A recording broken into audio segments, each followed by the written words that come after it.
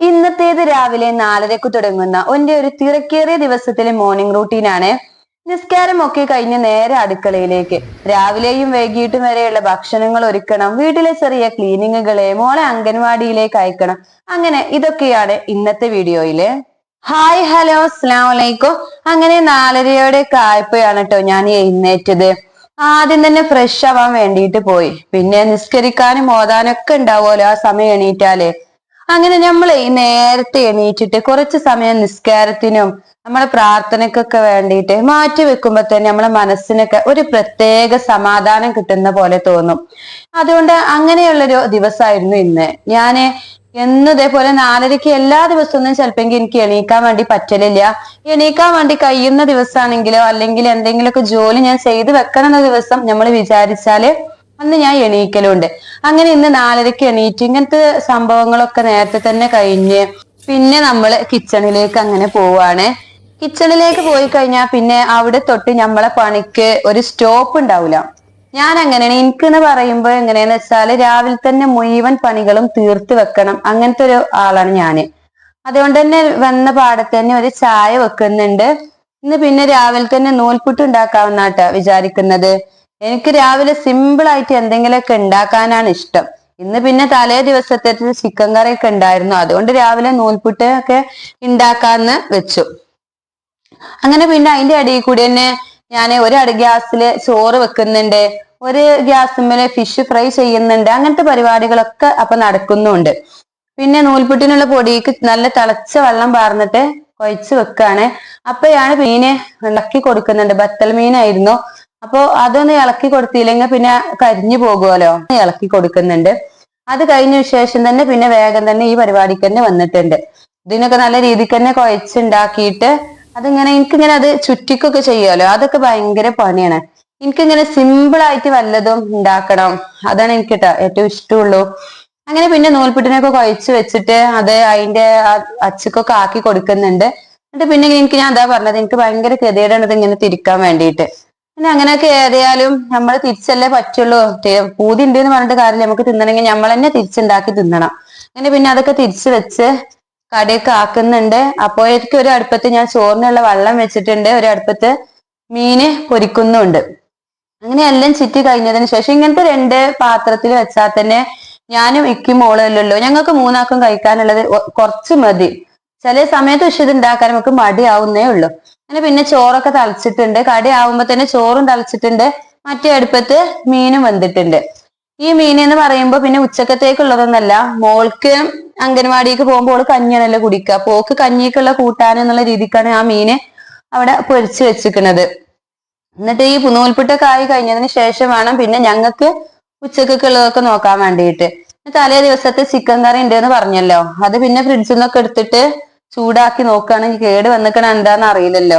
ചൂടാക്കിയൊക്കെ നോക്കിയപ്പോ കുഴപ്പങ്ങളൊന്നും ഇല്ലായിരുന്നു ഉണ്ട്. പിന്നെ അപ്പോത്തിന് ഞാൻ അയില മീനൊക്കെ മുറിച്ചിട്ടുണ്ടായിരുന്നു. മുറിച്ചിട്ട് പൊരിക്കാനുള്ളത് മസാല പുരട്ടി വെക്കുന്നുണ്ട്. അതുപോലെ തന്നെ അതിന്റെ തലയും വാലൊക്കെ ഇട്ടിട്ടാണ് കറി വെക്കുന്നുള്ളത്.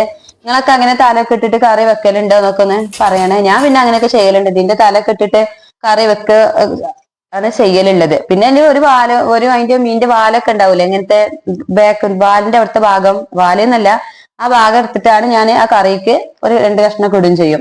അങ്ങനെയാണ് ഞാൻ കറി വെക്കലുള്ളത്.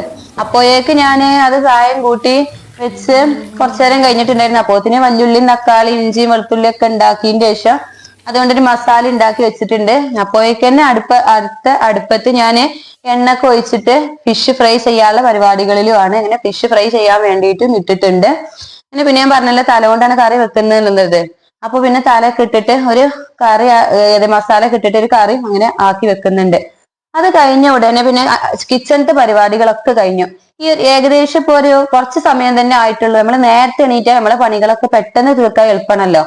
അതുകൊണ്ട് പിന്നെ ഇപ്പൊ ഉച്ചക്കുള്ളതുമായി രാവിലേക്കുള്ളതുമായി പിന്നെ രാത്രിക്കൊക്കെ വെച്ചിട്ട് ഞങ്ങൾ പ്രത്യേകിച്ച് ഒന്നും ഉണ്ടാക്കലൊന്നുമില്ല. ആ ഉച്ചക്ക് എന്താണോ ഉണ്ടാക്കുന്നത് അതന്നെയാണ് പിന്നെ ഞങ്ങൾ രാത്രിയും കഴിക്കലുള്ളത്. അതുകൊണ്ട് പിന്നെ നമുക്ക് ഒരു 10 മണി മോളെ അംഗൻവാടിയിലേക്ക് പോകുന്നത് വരെ ഉണ്ടാവുള്ളൂ എന്റെ തിരക്കുകള്. അത് കഴിഞ്ഞിട്ടുണ്ടെങ്കിൽ പിന്നെ എനിക്ക് എന്റെ കാര്യത്തിന് നിൽക്കുക. ഇപ്പൊ എന്നെ സംബന്ധിച്ചെന്ന് പറയുമ്പോൾ എഡിറ്റിങ്ങും കാർഡാവും.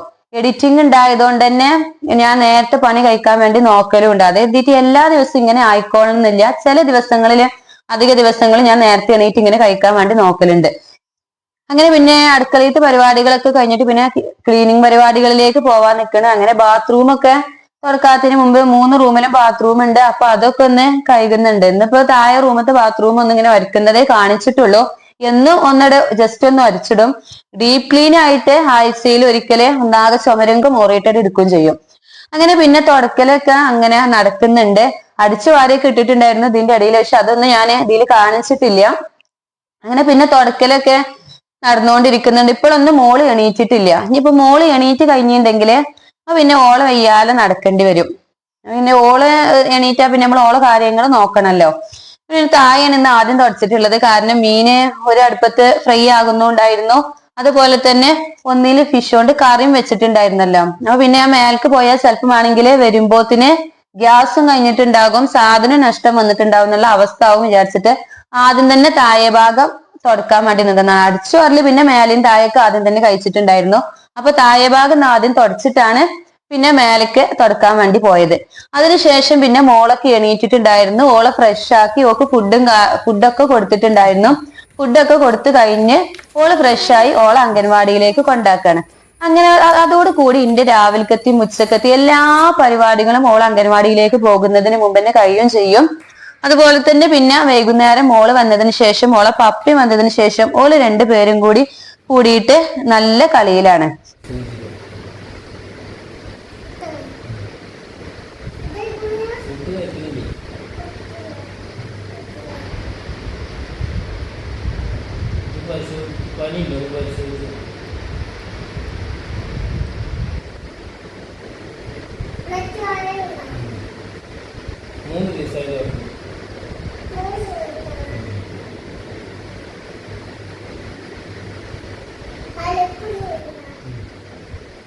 മോള് അംഗൻവാടി വിട്ട് വന്നതിന് ശേഷം ഇക്ക ഡ്യൂട്ടിയും കഴിഞ്ഞ് വന്നതിന് ശേഷം എന്നും ഇങ്ങനെ ഒരു തമ്മിൽ കളിക്കും.